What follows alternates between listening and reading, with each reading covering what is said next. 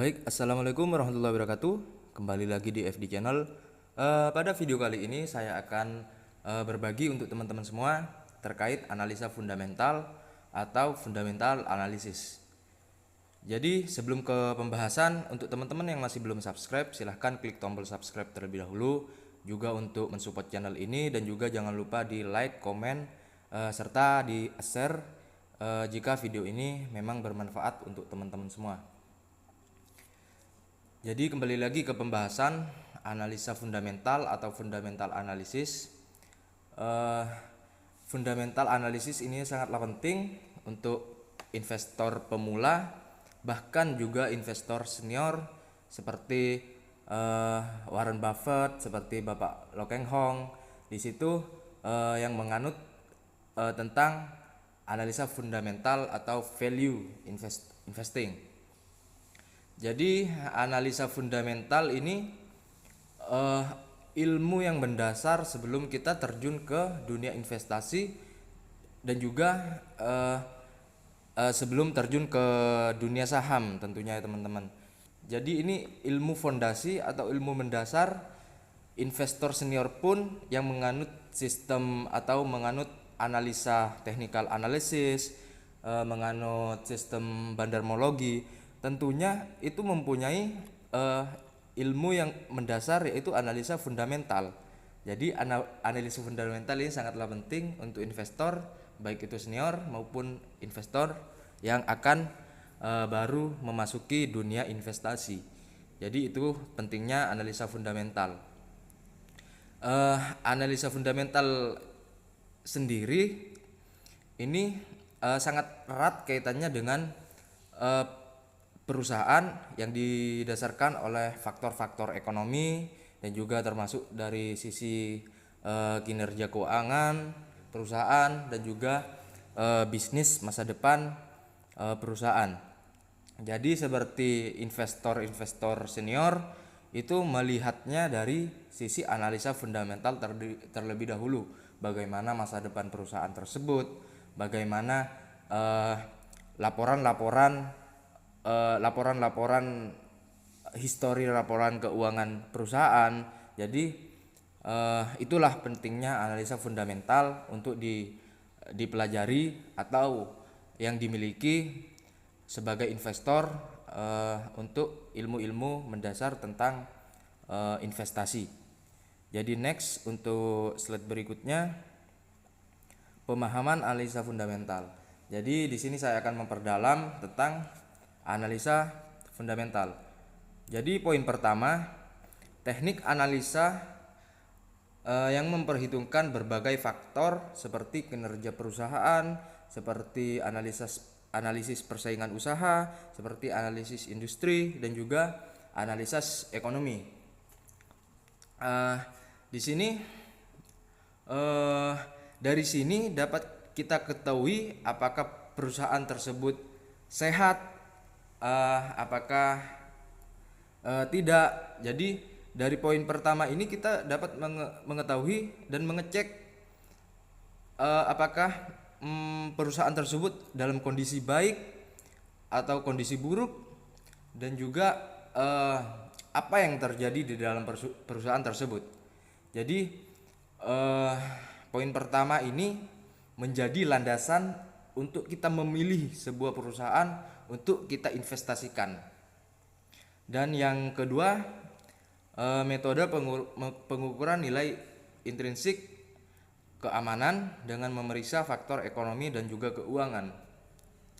Jadi analisa fundamental ini, yang poin kedua, mempelajari segala sesuatu yang dapat mempengaruhi nilai keamanan dari faktor ekonomi makro, seperti kondisi ekonomi, seperti kondisi industri, hingga faktor ekonomi mikro seperti efektivitas manajemen perusahaan. Mungkin begitu. Dan juga yang poin ketiga, menganalisa kinerja pertumbuhan perusahaan, laporan keuangan, manajemen perusahaan, dan prospek bisnis masa depan. Di sini perlu teman-teman ketahui dan juga dipahami Jika kita membeli saham, berarti kita itu membeli sebuah bisnis.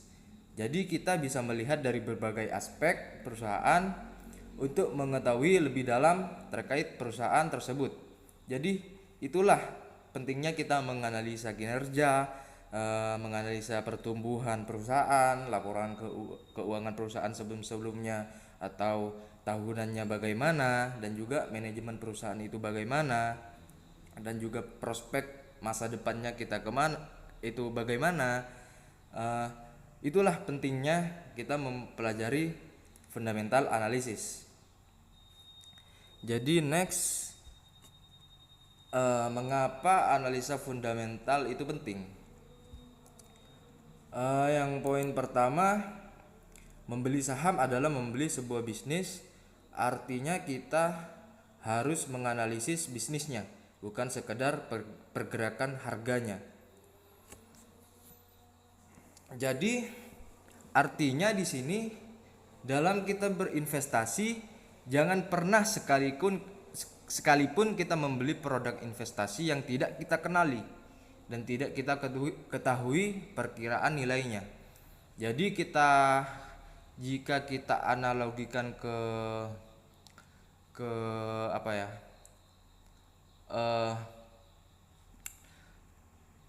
Begini ya, analogi analisis fundamental saham ini kita analogikan seperti kita membeli sapi. Kita perlu mengamati bentuk badannya, kita perlu mengetahui bobot sapinya bagaimana, kesehatan sapinya, hingga juga mental sapinya sebelum memutuskan untuk membeli sapi tersebut. Jadi analisa fundamental begitu penting karena memperlihatkan sampai ke kondisi sapi tersebut dan juga ke kondisi kandang dan kesehatan sapinya.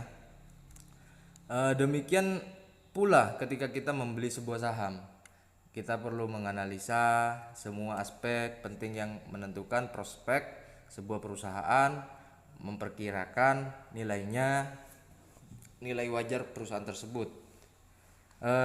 Dan juga ketika kita analogikan dalam hal ini sapi itu adalah kita analogikan, ketika kita analogikan sapi itu adalah perusahaannya dan kandang itu adalah kondisi pasarnya atau kondisi marketnya. Dan mungkin begitu yang poin pertama. Untuk poin kedua, supaya memiliki ilmu lebih dalam berinvestasi, mengapa analisa fundamental itu penting? Ya, itu alasannya ada di poin 2, supaya memiliki ilmu yang lebih dalam berinvestasi. Jadi alasannya kenapa menggunakan analisis fundamental? Di sini untuk mengeliminasi saham-saham yang tidak layak dibeli. Jadi target pembelian saham lebih selektif juga nantinya dan juga mengkerucut. Jika setiap orang memiliki preferensi yang berbeda-beda, saya sendiri langsung menolak meneliti jika jauh.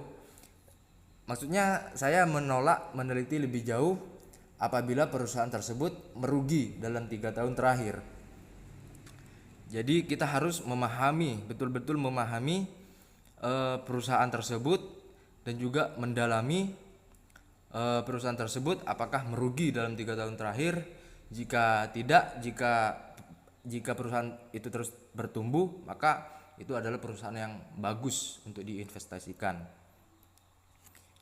Jadi next, pendekatan analisis fundamental. Jadi yang poin pertama pendekatan top down approach. Sebenarnya ada 2 pendekatan ya, kan di sini ada, dan juga ada dua poin. 2 poin ini ada 2 pendekatan. Yang pertama dalam melakukan analisis fundamental, yaitu pendekatan top approach dan juga nilai intrinsik serta rasio keuangan. Di poin pertama di A, kondisi ekonomi. Jadi pendekatan push don't push ini yaitu analisa yang dilakukan melalui 3 tahap, yaitu kondisi ekonomi, industri, dan juga perusahaan. Yang pertama, kondisi ekonomi makro seperti kebijakan suku bunga, apakah sangat mempengaruhi psikologis investor. Misalnya, investor akan lebih memilih berinvestasi di perbankan ketika suku bunga sedang tinggi. Alhasil, pertumbuhan bisnis suatu perusahaan akan terhambat. Begitupun juga sebaliknya. Selain juga faktor stabilitas ekonomi dan politik juga termasuk dalam pertimbangan ekonomi makro. Jika keduanya tidak dalam keadaan baik dan tidak memuaskan, misalnya perang dagang seperti perang dagang Amerika dan Cina yang kembali memanas kemarin-kemarin ini, terus geliat bisnis dan harga saham akan cenderung itu akan menurun jika perang dagang AS dan Cina ini terus memanas. Dan yang poin B, kondisi industri. Kondisi industri ini juga mempunyai peran yang sangat besar dalam pergerakan harga saham.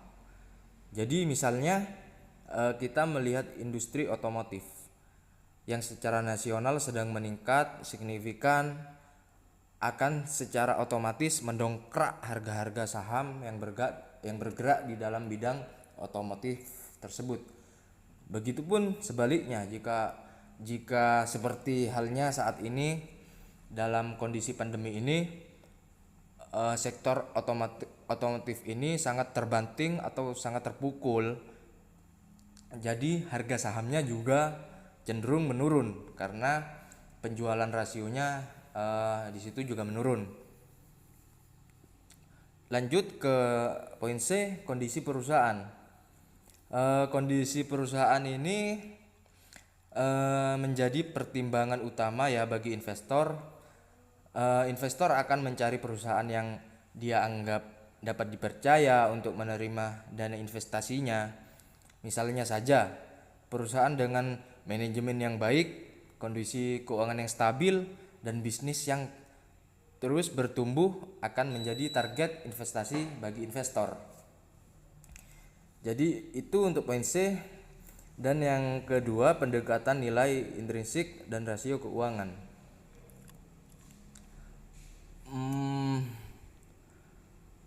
Pendekatan nilai intrinsik ini dan rasio keuangan yaitu analisis terhadap nilai wajar suatu perusahaan yang akan dibandingkan dengan harga per saham, dengan harga saham yang dijual atau yang beredar. Dalam pendekatan ini, investor akan berfokus pada neraca keuangan perusahaan yang bersangkutan yang diwakili oleh rasio-rasio yang ada di bawah ini. Jadi yang pertama, investor itu melihat dari earning per share atau EPS. Dalam pengertiannya, tentunya di sini saya dari poin A sampai E ini akan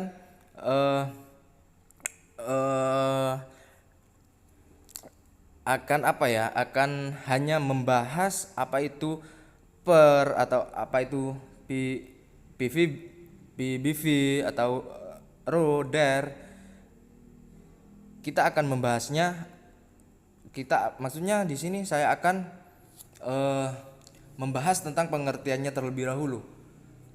Dan untuk membacanya nanti ada di slide berikutnya, yang mana di situ saya akan membahas cara membaca IPS, PER dan lain-lain suatu perusahaan. Mungkin saya nanti akan membuka aplikasi RTI karena disitulah para investor melakukan research, melakukan atau melihat pendekatan nilai-nilai ini. Jadi yang pertama, nilai earning per share, yaitu perbandingan antara laba bersih dan lembar saham yang beredar. IPS yang bertumbuh menunjukkan bahwa perusahaan tersebut juga bertumbuh. Perusahaan itu baik. Yang kedua, price to earning ratio atau PER, yaitu perbandingan antara harga saham dan laba per saham dari perusahaan. PER juga menjadi petunjuk mengenai lama waktu yang dibutuhkan untuk mengembalikan modal. Jadi jika PER itu tinggi, maka lama juga untuk pengembalian modal tersebut. Dan sebaliknya, jika PER itu rendah, maka sangat cepat juga balik modalnya saham kita. Jadi kan di sini seperti Bapak Lo Keng Hong menyarankan PER yang baik itu adalah di bawah 5. Jadi semakin rendah PER-nya semakin bagus perusahaan tersebut, dan jika semakin tinggi PER-nya maka semakin mahal, maksud saya ya, mahal dan murahnya tergantung di PER. Dan C, price to book value.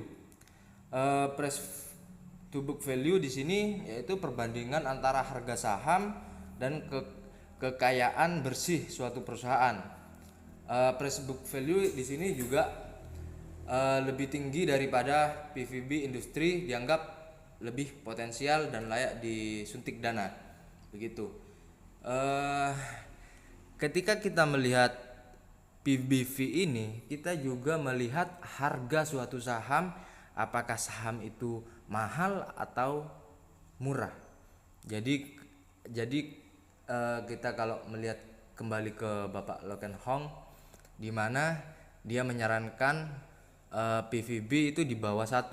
Jadi 0,5 itu baik di bawah 1, karena harga saham tersebut harganya murah begitu. Dan lanjut ke return on equity.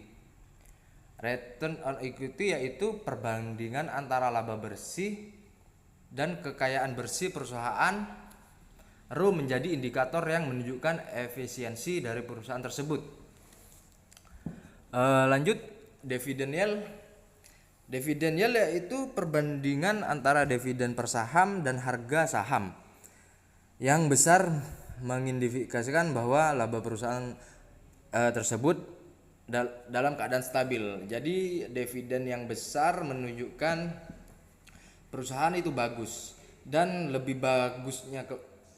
bagusnya lagi ketika dividen setiap tahun itu dalam 5 tahun terakhir itu selalu meningkat, maka perusahaan itu sangat baik untuk kita suntik dana atau kita beli. Dan juga ketika dividen itu malas ya, dalam artian malas membagikan saham, membagikan dividen maksud saya,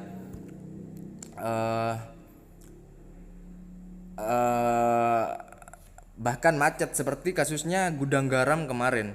Gudang Garam tidak membagikan dividen, jadi banyak investor yang meninggalkan saham Gudang Garam tersebut. Jadi poin berikutnya, ini kesalahan ketik ya teman-teman, E-nya ada 2, tapi tidak masalah. Lanjut, debt equity ratio. Debt equity ratio ini atau DER yaitu perbandingan antara jumlah utang dan modal bersih perusahaan. Yang kurang dari 1 dianggap lebih baik dan potensial untuk dipilih. Jadi kalau kita lihat DER-nya itu berapa persen sih? Kalau lebih dari 100%, berarti perusahaan tersebut itu memiliki utang yang besar. Berbeda sekali dengan bank. Bank itu mempunyai DER yang sangat tinggi karena apa? Karena dana setiap nasabah atau deposito atau dana yang ada di bank itu dianggap utang. Jadi wajarlah kalau DER bank itu sangat tinggi. Tapi kalau dari sektor lain, DER itu sangat penting untuk kita lihat. Kalau DER itu di bawah 50 mungkin itu bagus. Dan juga sebaliknya, kalau DER itu di atas 100 berarti perusahaan itu banyak memiliki hutang. Jadi lanjut ke slide berikutnya, cara menganalisis fundamental perusahaan. Yang pertama, laporan keuangan setiap kuartal dari kuartal pertama hingga kuartal keempat. Itu penting untuk teman-teman maksudnya untuk teman-teman cek secara berkala, karena kuartal-kuartal itu menunjukkan laporan keuangan apakah meningkat ataukah ada penurunan ataukah ada penjualan aset, nantinya akan dilaporkan di setiap kuartal. Dan juga laporan keuangan tahunan. Keuangan tahunan ini sama ya, mungkin sama kuartal, hanya bedanya kalau tahunan yaitu dalam jangka 1 tahun, kalau kuartal itu ya kuartal triwulan atau 1 tahun dalam 4 kali. Jadi 3 bulan 1 kali itu disebut kuartal. Jadi untuk berikutnya teman-teman juga mempertimbangkan berita baik dan berita buruk suatu perusahaan atau disebut good news dan bad news. Baik buruknya berita itu juga menentukan harga. Jadi seperti kita lihat BCA cetak laba 6,6 T dalam 3 bulan. Itu adalah berita bagus yang dimana di situ memiliki ketertarikan investor-investor untuk melihat kinerja Bank BCA.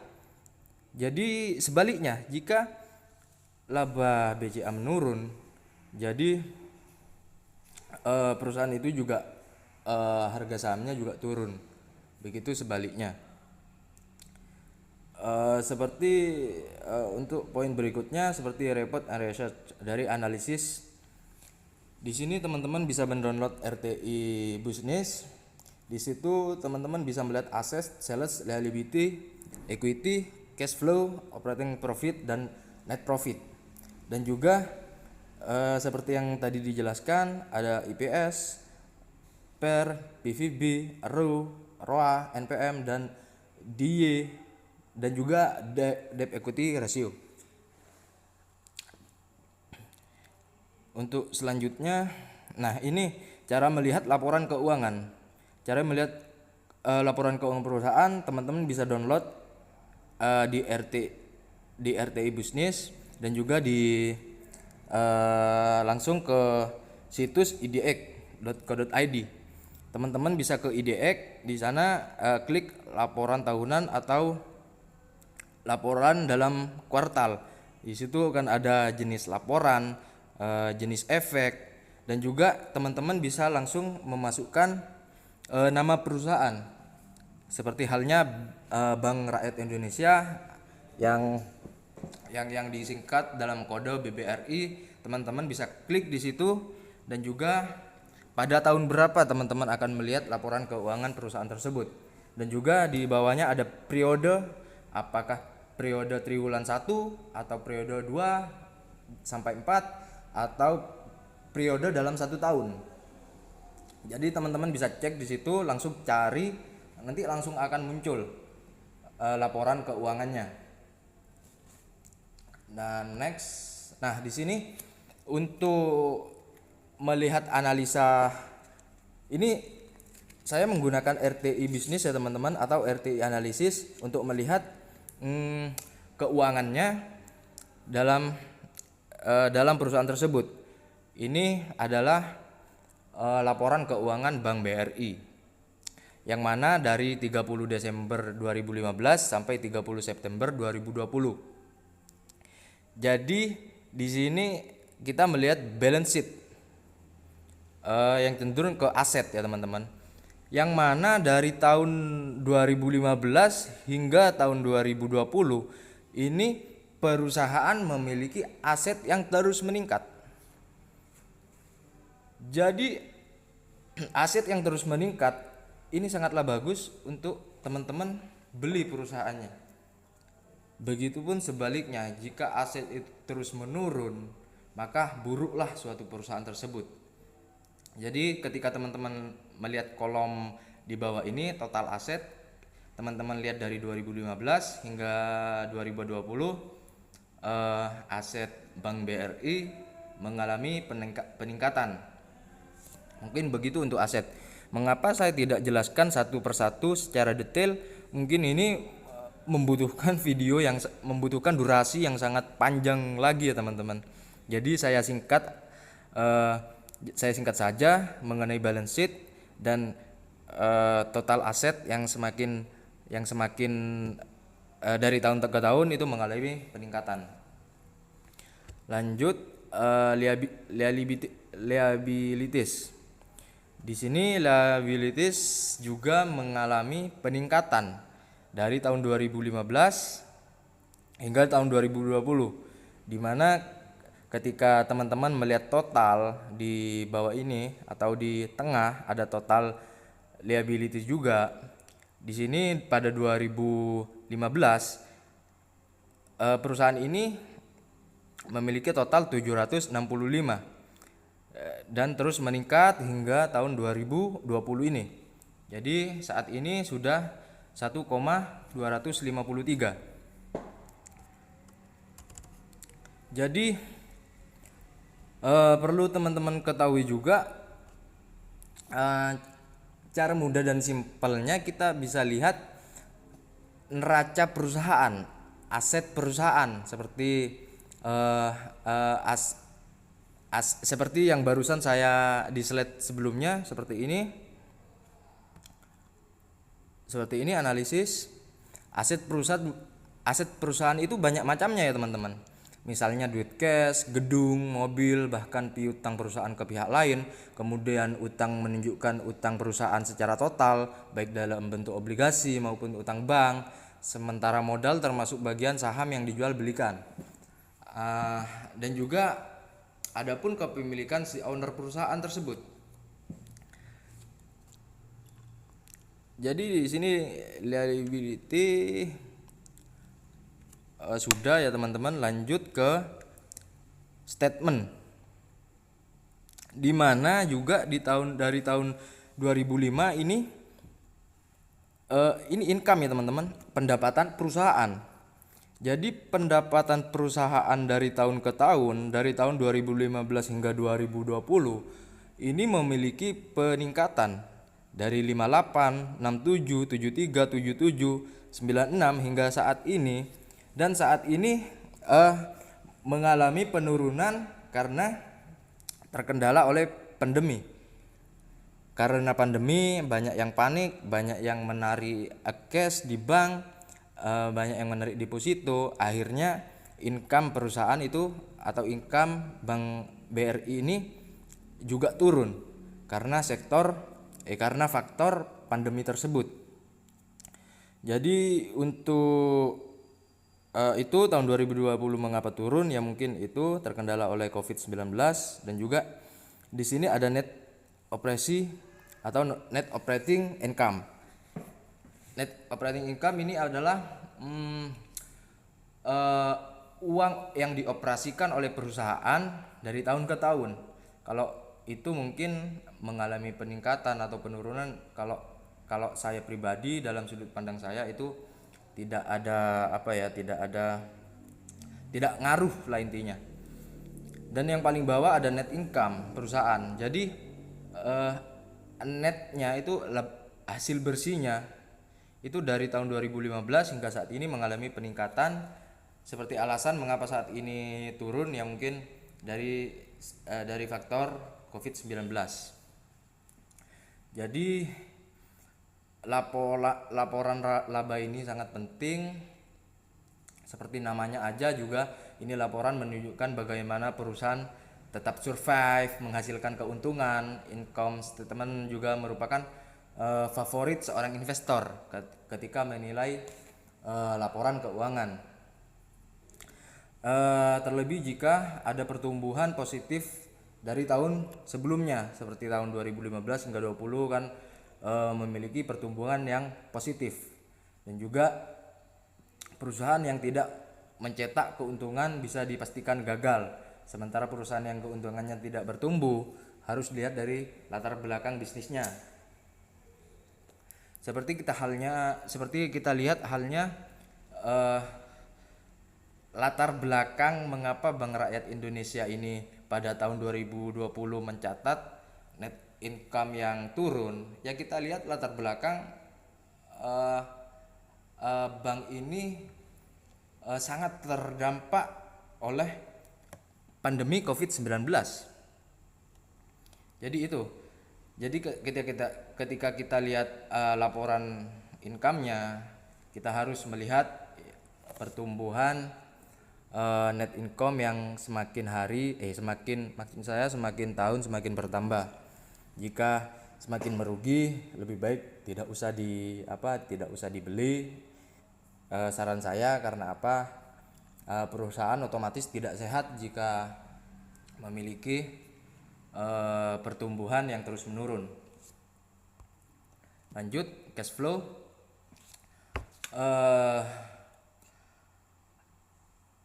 Kas ini adalah rincian item atau yang akan dirinci dalam laporan arus kas. Jadi pembacanya akan mengetahui pergerakan uang perusahaan itu kemana. Jadi aliran-aliran pergerakan perusahaan itu kemana aja, itu bisa dilihat di sini. Jadi ini kalau menurut saya tidak apa ya, juga maksud saya juga penting untuk cash setiap tahun semakin bertambah juga penting, dan juga ini mungkin kurang lah untuk dilihat dari sisi fundamental analisis. Nah, untuk slide berikutnya, teman-teman yang menganut sistem analisis fundamental di sini harus memahami mendalam tentang perusahaan. Jadi pemahaman mendalam perusahaan tersebut harus melihat sejarahnya perusahaan tersebut dari tahun ke tahun, berdirinya siapa yang backing atau orang di belakang perusahaan tersebut, apa maksudnya prestasinya orang yang ada di belakang perusahaan tersebut yang mengendalikan maksud saya, dan sejarah-sejarahnya, apakah pernah terjangkit kasus KPK ataukah pernah terjangkit bisnis yang tidak baik, kan bisa dilihat dari sejarah perusahaan. Dan poin kedua, manajemen perusahaan baik jajaran kepengurusan. Kita harus melihat jajaran seperti direksi, komisaris, seperti direktur-direktur lainnya. Siapa sih komisarisnya, siapa sih direksinya, apakah orang hebat, ataukah kita bisa melihat orang itu dari rekam jejaknya juga, track recordnya juga di dalam jajaran kepengurusan tersebut. Maka jika di dalam jajaran kepengurusan itu adalah orang baik, maka kemungkinan perusahaan itu akan dikendalikan oleh orang baik. Dan poin yang ketiga, selalu mengikuti update berita-berita dalam perusahaan. Teman-teman juga bisa melihat berita baiknya perusahaan. Jika perusahaan itu terus memiliki berita baik, mungkin itu adalah perusahaan yang sehat. Dan juga sebaliknya, jika berita-berita berita buruk terus berdatangan dalam perusahaan tersebut, itu adalah perusahaan yang mungkin akan menjadi tidak baik tentunya ya. Dan yang keempat, memahami produk jasa yang digeluti perusahaan. Jadi seperti perusahaan Astra, kita tahu perusahaan Astra itu menggeluti di bidang otomotif dalam penjualan mobil, sepeda motor. Kita harus memahami seperti kan penjualan Honda, penjualan seperti ya otomotif, itu kan seperti pandemi itu kan menurun, pembelian mobil, pembelian sepeda motor atau pembelian jenis otomotis lainnya itu menurun ya, karena ya terkendala oleh COVID-19, mungkin kepanikan orang untuk menyimpan uang cashnya aja ketimbang membeli atau berbelanja ya teman-teman. Di situ teman-teman harus memahami apa sih yang dijual perusahaan, apa sih yang digeluti dalam jasanya perusahaan. Seperti kita Unilever atau Indofood. Indofood ini seperti penjualan mie instan, seperti penjualan apalah merek-merek Indofood lainnya. Jika teman-teman mengira penjualan mie akan habis, ya teman-teman bisa menarik juga, menarik sahamnya juga. Tapi saya kira penjualan mie sampai kapanpun akan terus ada ya teman-teman. Eh, ya mungkin kenaikan atau penurunannya pasti ada juga. Jadi untuk selanjutnya selalu mengecek valuasi perusahaan. Jadi nilai-nilai perusahaan itu harus terus dicek teman-teman. Jadi apakah lebih baikkah, apakah lebih burukkah, itu harus dicek dalam jangka panjang tentunya ya teman-teman. Dan yang selanjutnya, bandingkan perusahaan tersebut dengan perusahaan yang memiliki sektor yang sama. Contohnya Bank BCA dibandingkan dengan Bank BRI. Di situ kan memiliki sektor yang sama, yang mana di dalam BCA dan BRI ini sama-sama menggeluti sektor perbankan. Jadi dicek apakah lebih bagus BRI atau lebih bagus BCA. Di situ teman-teman bisa cek sebelum membeli saham. Jadi bisa cek dari net income-nya, dari asetnya, dari kinerja perusahaannya bagaimana, itu bisa dibandingkan dan dicek sebelum melakukan pembelian suatu saham. Jadi untuk berikutnya, untuk pemahaman lebih lanjut saya jelaskan di slide berikutnya.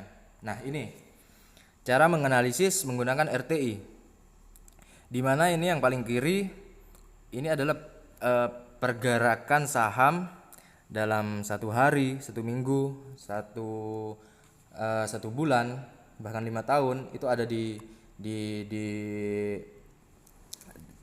paling kiri ya teman-teman. Jadi di sini saya akan tulis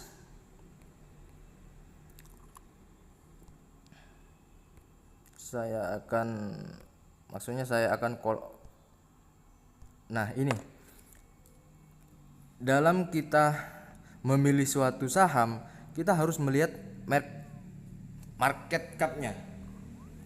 Ketika perusahaan semakin besar market capitalnya, itu semakin baik perusahaan tersebut. Jadi banyak dana-dana investor yang ada di dalam Bank BRI tersebut. Lanjut, ini yang tengah ini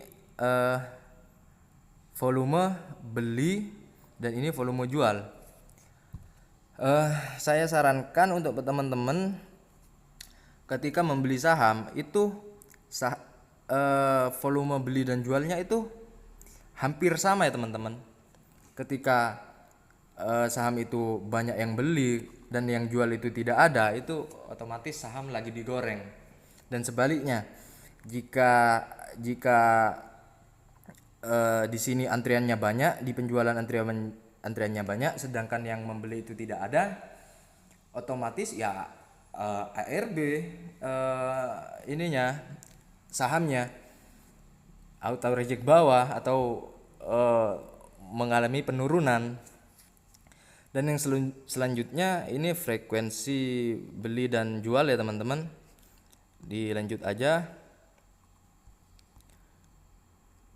Nah ini yang paling kiri top buyer seperti CG, ZP, JP, dan CC. Ini adalah broker summary ya teman-teman. Seperti PD ini adalah sekuritas IPOT, seperti CC ini sekuritas Bank Mandiri dan juga yang lainnya. Nah ini yang penting, di yang tengah ini yang penting teman-teman, aset. Ketika aset ini terus bertumbuh, maka perusahaan itu semakin bagus. Dan sebaliknya, jika aset itu terus menurun, perusahaan itu otomatis buruk. Dan juga equity, liabilitas, dan juga utang, DER. DER ini semakin meningkat, mungkin semakin bagus kalau di sektor perbankan. Karena apa? Dana-dana nasabah di situ memiliki keuangan yang, maksud saya, semakin banyak orang yang menyimpan dana di Bank BRI. Jadi untuk berikutnya di news ini tentang berita-berita di dalam perusahaan tersebut, berita BRI itu, seperti saham dana yang dikelola BRI itu naik, BNI berkolaborasi dengan OVO, terus berita-berita baik atau buruknya itu ada di sini teman-teman. Jadi teman-teman bisa lihat di aplikasi RTI, masuk ke menu news, dan juga di situ banyak berita-berita terkait perusahaan BRI tersebut. Lanjut, ini yang terpenting juga dalam analisa fundamental. Di sini ada IPO price, listing date, ini tahun listing ke Bursa Efek, ada IPO share, berapa banyak saham yang berapa banyak lembar saham yang diedarkan di market, dan juga ada underwriter, ini yang mendanai. Untuk berikutnya shareholder ini seperti halnya jika shareholder masyarakat itu di bawah 50%, itu otomatis saya menjamin saham itu bagus. Dan jika lebih, seperti halnya saham-saham bumi itu yang mayoritas kepemilikan sahamnya itu adalah masyarakat, yang mana bumi itu sekarang dibanting ke harga kemarin sempat ke 50, tapi sekarang naik lagi. Ya begitu, kalau dikelola oleh masyarakat juga buruk dalam segi analisis fundamental ya teman-teman. Jadi di sini total pemegang saham, dan teman-teman untuk yang tadi saya bahas tentang kepengurusan, teman-teman bisa lihat di sini juga tentang siapa komisarisnya, tentang siapa direksinya. Teman-teman bisa lihat di profil perusahaan. Jadi lanjut, yang tengah ini, nah ini laporan earning per share dalam kuartal 1 sampai 4. Di sini jika teman-teman melihat perusahaan semakin bertumbuh, maka perusahaan itu semakin bagus juga untuk kita miliki.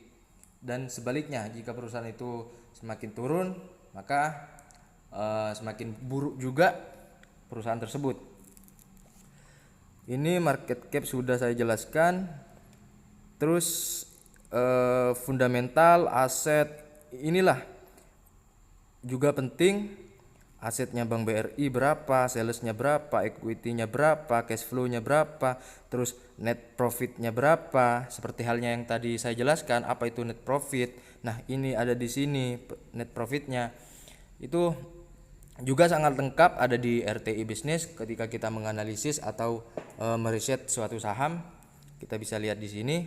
Dan juga lanjut ke yang kanan, di sini dividennya, terus book value-nya, asetnya, net asetnya, dan ini dividen per tahun adalah 4%. Itu bagus ya tentunya teman-teman. Dan ini pernya kita lihat di sini, terus price book value-nya, price cash flow-nya, rasio, terus ke profitability, di mana di sini net profitnya, terus ROE, ROA-nya, terus ini debt equity ratio, di mana ini utang sebuah perusahaan. Dan ini cash yang bisa dibayarkan oleh perusahaan untuk membayar hutang. Tapi kalau dalam sektor perbankan itu memang wajar DER-nya itu besar karena apa? eh, dana nasabah itu tercatat sebagai hutang. Jadi lanjut. Nah, ini 5 saran dari penasehat keuangan untuk diketahui oleh investor saat berinvestasi. Mulailah mendanai sejak dini. Memang waktu terbaik untuk memulai mendanai adalah sejak dini, yaitu Anda saat berumur 20-an, dan juga mulai menghasilkan pendapatan. Jangan menunggu sampai Anda memiliki uang banyak, atau jangan menunggulah sampai Anda ini sampai tua. Jadi memulai sejak dini itu sangatlah penting. Dan yang kedua, jangan mudah panik. Semua investasi itu memiliki resiko masing-masing, dan tingginya dan juga tinggi rendahnya risiko itu tergantung pada produk investasi yang kita pilih. Jadi jangan mudah panik ya teman-teman, karena ya namanya juga berinvestasi di sini memiliki resiko, baik itu resiko rendah atau juga tinggi. Dan juga jika Anda berinvestasi di pasar saham, maka gejolak investasi dalam jangka pendek adalah wajar. Jika terjadi penurunan saham di jangka pendek itu wajar terjadi, karena investasi di pasar saham ditunjukkan untuk jangka panjang, mungkin jangka 10 tahun lah atau lebih, itu sangatlah bagus. Karena hal ini yang menjadikan investasi di pasar saham hanya dilakukan oleh investor agresif yang tidak mudah panik saat melihat harga saham naik atau turun. Jika Anda termasuk investor konservatif mudah panik, saya menyarankan untuk teman-teman untuk berinvestasi di pasar saham jangan banyak-banyak aja, mungkin hanya berapa persen saja untuk ditaruh di pasar saham. Tapi sebaliknya, jika memiliki karakter investor yang agresif, ya teman-teman terserah aja mau taruh dananya berapa persen di dalam pasar saham. Dan yang ketiga, memperhatikan biaya investasi. Hampir sebagian besar investasi memiliki biaya yang harus dibayarkan, misal saja biaya broker, biaya layanan investasi, biaya pajak, biaya pencairan, dan lain-lain. Hal yang harus diperhatikan dengan baik adalah memastikan bahwa biaya yang harus dibayarkan oleh teman-teman tidak terlalu besar dan juga tidak merugikan. Yang keempat, jangan berinvestasi hanya karena nama besar perusahaan. Kepuasan yang keliru saat akan berinvestasi adalah Anda hanya berinvestasi hanya karena perusahaan tersebut telah dikenal banyak orang. Jangan buru-buru orang beli saham ini, Anda juga beli saham ini. Jangan ikut orang lah, intinya teman-teman. Juga hal seperti ini umum terjadi saat kita berinvestasi di pasar saham. Yang kelima, berusaha untuk meningkatkan imbal hasil investasi. Jika teman-teman telah nyaman berinvestasi di salah satu instrumen dan telah menghasilkan keuntungan, maka mulailah meningkatkan imbal hasil dengan menyebar ke berbagai produk lainnya.